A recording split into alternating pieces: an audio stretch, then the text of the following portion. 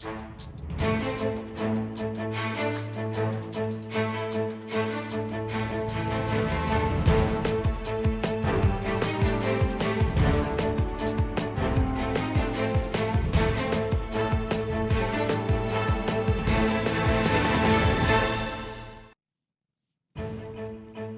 for joining us here at France 24, where we're waiting for what is expected in the next couple of minutes to be US President Barack Obama and his Republican challenger facing off before the cameras for the final time in a presidential debate.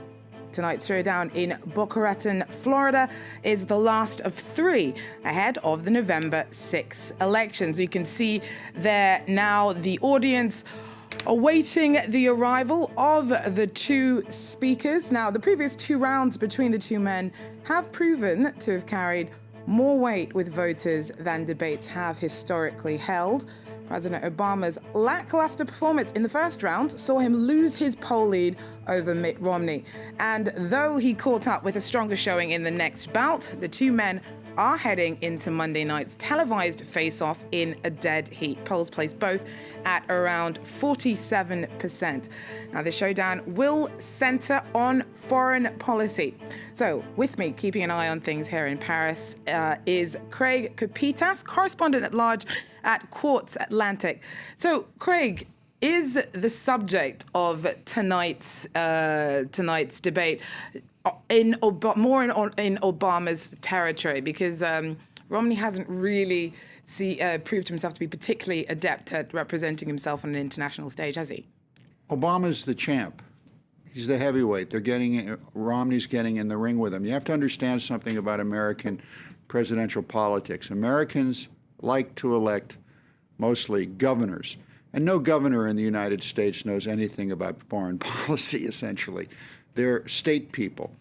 When Romney gets in the ring tonight, what he's going to show is the alternative to Obama. There likely won't be any broad brushstroke discussions on global economy, that the fact over the next 10 years there's going to be 1 billion people around the world getting into the middle class and how this affects U.S. foreign policy. It's going to be a discussion, I would suspect, a series of flashpoints. The situation in Libya, we'll see how they handle that. The question of Israel and Palestine might come up. Jimmy Carter was just over there criticizing the Israelis for continuing to allow building of homes on the West Bank. That's a contentious issue. Obama needs to win this outright. Romney can come out with a tie. All he has to do is show his vision of what he thinks the world will look like under his administration. Now, the September 11th attacks against the U.S. embassy in Libya, is that a real blow to Obama's foreign policy record? Would what we're likely to hear tonight would have been very different prior to that attack as to afterwards? Well, I think Romney would be mistaken to go into the weeds on that, the timeline and whatever. In fact, I don't think he will. What it does do is it gives you one of these flashpoints that Romney can perhaps discuss how he might have managed that debacle better. And it was a debacle. All sides are pretty much in agreement on that. It would be unwise, however, to go into the specifics of he said, she said on that. I don't think the voting public is going to want to see anything like that. So what do you think Romney is going to be trying to steer the conversation round to? I mean, it's likely he's probably going to try and bring up the economy. Well, Romney's got a little problem that he's actually bucked over the past few debates. He's surrounded by George Bush advisors. And this is essentially what's known in the United States as the neocons.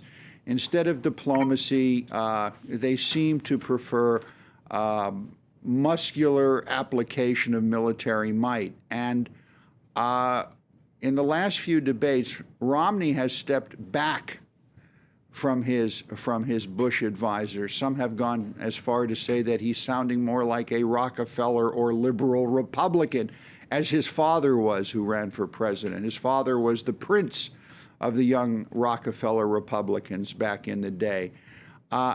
I think for those who are really interested in the inner workings of American foreign policy, see how far Romney goes in endorsing neoconservative principles of muscularity over diplomacy.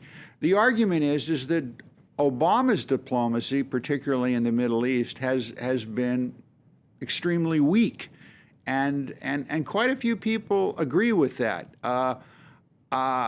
One has to be cautious, though, if you're Romney, that not to become, to use the word again, overly muscular, overly aggressive on how you deal with the likes of Iran, for instance, because no one in America wants another war. They're tired of war. They don't want any more troops on the ground. So Romney has to tread very carefully there, and the neoconservative community, such as former U.S. Ambassador to the United Nations John Bolton, these guys are serious hawks. They don't hesitate to use the military, where Obama, some would say, doesn't want to use it at all. However, he has, let's forget about him getting bin Laden, because that's been done to death. He has gone out and killed quite a few terrorist leaders around the world since he got into office. So he is not shy about applying military might, but in small doses. Okay, we're going to cross over to Florida now, where it looks like CBS.